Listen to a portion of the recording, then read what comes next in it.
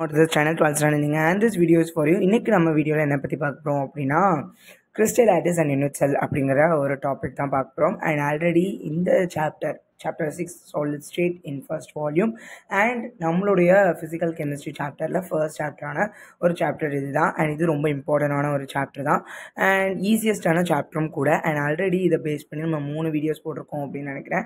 அந்த 3 வீடியோஸை பத்தி ஒரு சின்ன ரீகேப் பண்ணிடலாம். First video introduction about the solids அப்படிங்கறத பார்த்துட்டோம். வித் மேட்டர்னா லிக்விட் கேஸ் சாலிட் அப்படிங்கறத பத்தி சொல்லிட்டு அதுல சாலிட் ஏன் முக்கியம், ஏன் இங்க சாலிட் பத்தி படிக்க போறோம் அப்படின்னு சொல்லியிருந்தோம். அதுக்கடுத்து ஜெனரல் கேரக்டர்ஸ் ஆஃப் சாலிட்ஸ் உடைய பண்புகள் என்ன அப்படிங்கறத பார்த்திருந்தோம். அதுக்கடுத்து நம்ம ரெண்டாவது வீடியோல என்ன பார்த்தோம் அப்படின்னா கிளாசிஃபிகேஷன் ஆஃப் தி சாலிட் ரெண்டா பிரிதுப்பா, கிறிஸ்டலின் சாலிட் அமார்ஃபஸ் சாலிட். அதுக்கான டிஃபரன்ஸ் என்ன, அதுல மெயின் டிஃபரன்ஸ் ஐசோட்ரோபினா என்ன அனைசோட்ரோபினா என்ன அப்படிங்கறத பார்த்தோம். ஸோ தேர்ட் பார்ட்ல நம்ம என்ன பார்த்தோம் அப்படின்னா அந்த கிறிஸ்டலின் சாலிட்ல நிறைய வெரைட்டிஸ் இருக்கு. ஸோ அதெல்லாம் என்ன அப்படின்னா ionic solid, metallic solid, molecular solid and covalent solid அப்படிங்கிறது. அதுல மாலிகுலர் சாலிட்ல உங்களுக்கு 3 இருக்கு, polar, non polar and hydrogen bonded molecular சாலிட்னு.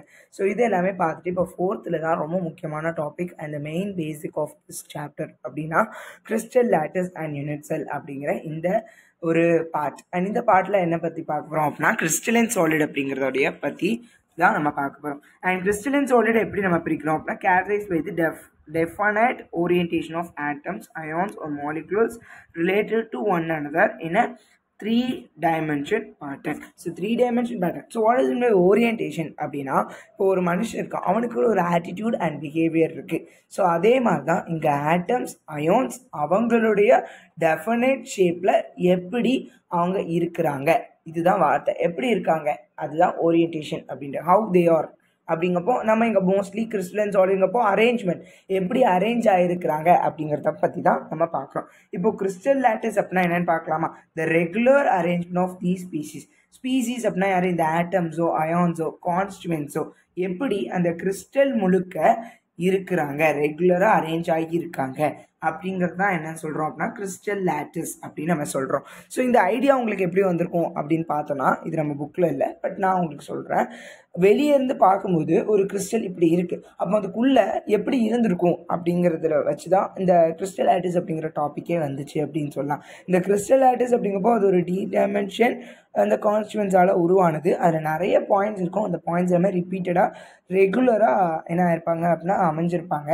ஸோ இப்போ வானத்தில் எப்படி ஸ்டார் அங்கே இங்கேன்னு இருக்கும் அந்த மாதிரி இல்லாமல் அரேஞ்ச்டாக ஸ்டார்ஸ் எப்படி இருக்குமோ அதே மாதிரி ஒரு ஸ்பேஸ் அப்படின்னு இங்கே சொல்லியிருக்காங்க. அந்த கிறிஸ்டலை தான் ஸ்பேஸ்ன்னு சொல்லியிருக்காங்க. ஸோ அதில் எப்படி பாயிண்ட்ஸாக ரெகுலர் ஆகி அதுக்குன்னு ஒரு குறிப்பிட்ட டிஸ்டன்ஸ் வச்சு இருக்கிறாங்க அப்படிங்கிறத பற்றி, அதுவும் ஆங்கிள்ஸில் எப்படி இருக்காங்க, அதில் ஒவ்வொரு விஷயத்தையும் நம்ம என்ன பண்ண போகிறோம் அப்படின்னா பார்க்க போகிறோம். ஸோ யூனிட் செல் அப்படிங்கிறது நம்மளுக்கு 2 மார்க்கில் கேட்காங்க. ஸோ கிறிஸ்டல் லேட்டிஸும் கேட்கறதுக்கான வாய்ப்புகள் இருக்குது. Please study this. இங்கே ஸ்பீசிஸ்க்கு பதிலாக நீங்கள் அதை போட்டுக்கலாம். பேசிக் ரிப்பீட்டிங் ஸ்ட்ரக்சர் யூனிட். ஸோ அதே மாதிரி ஒன்றா எது திரும்ப திரும்ப ஒரு ஸ்ட்ரக்சருடைய யூனிட்டாக ஒரு பொருளாக இருக்குதோ அந்த கிறிஸ்டலின் சாலிட்ல அதுதான் யூனிட் செல். நிறைய யூனிட் செல் சேர்ந்தது தான் ஒரு கிறிஸ்டல் லேட்டிஸ் அப்படின்னு சொல்லலாம். அதாவது ஒரு யூனிட் செல்ல நிறைய லேட்டிஸ் பாயிண்ட்ஸ் இருக்கும் அப்படின்னு சொல்லலாம். ஸோ இப்போ கான்செப்ட் ஆஃப் யூனிட் செல்குள்ள வரலாமா. ஸோ யூனிட் செல் அப்படின்னு பார்க்கும்போது உங்களுக்கு என்ன இருக்குது அப்படின்னா 4 அல்லது ஒவ்வொரு முனையிலையும் ஒரு கியூப்னு வச்சுக்கோங்களேன், அந்த கியூப் மாதிரி நம்ம ஒரு ஸ்ட்ரக்சரை எடுத்திருக்கோம். ஸோ இந்த ஸ்ட்ரக்சரில் நம்மளுக்கு நிறைய கியூப் பாக்ஸ் இருக்குது, நிறைய பெட்டியாக வச்சுருக்காங்க. அந்த பெட்டியில் ஒரு பெட்டி தான் நம்மளுக்கு என்ன அப்படின்னா யூனிட் செல் அப்படின்னு சொல்லுவாங்க. ஸோ அந்த ஒரு யூனிட் செல்லையும் உங்களுக்கு ஒவ்வொரு லேட்டிஸ் பாயிண்ட்ஸ் இருக்கும். ஸோ இதுதான் அந்த முழு பெட்டி ஒரு குடவுனில் அடைச்சி வச்சுருக்கோம். அந்த குடவுனில் ஒரு பெட்டியை தான் நம்ம என்னென்னு சொல்லுவோம் அப்படின்னா நம்ம யூனிட் செல்னு சொல்லுவோம். ஸோ அந்த யூனிட் செல்லில் சைடில் கார்னர்ஸில் இருக்காங்கல்ல, ஸோ அவங்க எல்லாமே நம்மளுக்கு லேட்டிஸ் பாயிண்ட்ஸ் அப்படின்னு சொல்லுவாங்க. ஸோ ஃபார் எக்ஸாம்பிள் ஒரு செவுரு எடுத்துக்கோங்க, அந்த செவரில் நிறைய செங்கலால் ஆனது தான் அந்த செவருன்னு சொல்லலாம். அந்த செங்கல் இருக்குல்ல அதுதான் நம்மளுக்கு யூனிட் செல். அந்த யூனிட் செல்லில் ஒவ்வொரு கார்னர் இருக்குல்ல அதுதான் லேட்டிஸ் பாயிண்ட். ரெண்டுத்துக்கும் இடையில சிமெண்ட் பூசியிருக்காங்கல்ல அது டிஸ்டன்ஸ் சொல்லலாம். நம்மளுக்கு இங்கே டிஸ்டன்ஸ் அப்படின்னு ஒன்று என்ன பண்ண மாட்டாங்க அப்படின்னா மோஸ்ட்லி சொல்ல மாட்டாங்க, பட் அதுதான் அந்த லைன் அப்படின்னு நம்ம என்ன பண்ணிக்கலாம் அப்படின்னா வச்சுக்கலாம். அதுதான் அந்த ஸ்ட்ரக்சருக்கு காரணம். ஸோ கிறிஸ்டல் அப்படிங்கப்போ அதில் large number of unit cells இருக்கும்.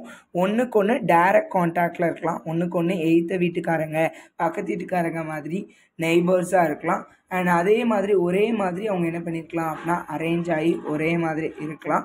இந்த number of nearest neighbour. So அதே மாதிரி ஒரு வீட்டை சுற்றி எத்தனை வீடுகள் இருக்கோ அதுதான் கோஆர்டினேஷன் நம்பர் சொல்லுவாங்க. ஸோ ஃபார் எக்ஸாம்பிள் நான் இங்கே வாசிச்சுட்டு சொல்கிறேன். அண்ட் கோஆர்டினேஷன் நம்பர் நம்மளோட புக் பேக் கொஷின் இம்பார்ட்டன்டானது. ஸ்ட்ரக்சர் கிறிஸ்டல் எப்படி ஆகிருக்கலாம் அப்படின்னா நிறைய நம்பர் ஆஃப் யூனிட் செல்ஸாலாம் ஆகிருக்கலாம். ஒன்றுக்கு ஒன்று நேராக இருக்கலாம், அப்படின்னா எதிர்த்து இருக்கலாம். ஸோ அப்படி தான் அது அரேஞ்ச் ஆகிருக்கும். Number of nearest neighbours that surrounding a particle. ஒரு கிறிஸ்டலில் ஒரு பார்ட்டிக்கலை சுற்றி எத்தனை பார்ட்டிகல்ஸ் இருக்கோ அத்தனை பார்ட்டிகல்ஸை தான் நம்ம கோஆர்டினேஷன் நம்பர். ஒன்றுக்கு ஒன்று கோஆர்டினேட் ஆகிருக்காங்க, ஒன்றுக்கு ஒன்று சுற்றி இருக்காங்க அப்படிங்கிறது அர்த்தம். ஸோ யூனிட் செல் அப்படிங்கப்போ அதை எப்படி கேரக்டரைஸ் பண்ணலாம் அப்படின்னா அதோடைய எட்ஜோட லென்த். ஸோ அதோடைய முனையில் உள்ள லென்ஸை பொறுத்தும் அதோடைய ஆங்கிளை பொறுத்தும் நம்ம என்ன பண்ணலாம் அப்படின்னா அதை தனிமைப்படுத்தி காமிக்கலாம். ஸோ இப்போ பாருங்களேன், ஏபிசி அப்படிங்கிறது நான் டிஸ்டன்ஸ் அப்படின்னு எடுத்துக்கலாம். இங்கே ஆல்ஃபா பீட்டா காமா அப்படிங்கிறது என்னுடைய ஆங்கிள்ஸ் அப்படின்ட்டு நம்ம என்ன பண்ணிக்கலாம் அப்படின்னா சொல்லிக்கலாம். ஸோ மோஸ்ட்லி நம்ம ஆக்சஸ் அப்படிங்கிற ஒரு வார்த்தை நம்ம இங்கே பயன்படுத்த முடியாது. எட்ஜ் லென்த் அப்படிங்கிறத நம்ம என்ன பண்ண முடியும் அப்படின்னா இது பண்ண முடியும். ஸோ லேட்டஸ்ட் கான்ஸ்டன்ட் அப்படிங்கிறது தான் என்ன அப்படின்னா ஏபிசி அப்படிங்கிற ஒரு விஷயம். ஸோ இவ்வளோ தான் நம்மளுக்கு இந்த வீடியோவில். ஸோ உங்களுக்கு புரிஞ்சிருக்கும் அப்படின்னு நினைக்கிறேன். ஸோ பழைய வீடியோ பார்க்கல அப்படின்னா கண்டிப்பாக பாருங்கள். உங்களுக்கு எனி டவுட்ஸ் இருந்துச்சு அப்படின்னா கமெண்ட் பாக்ஸில் சொல்லுங்கள். தேங்க்யூ ஃபார் வாட்சிங்.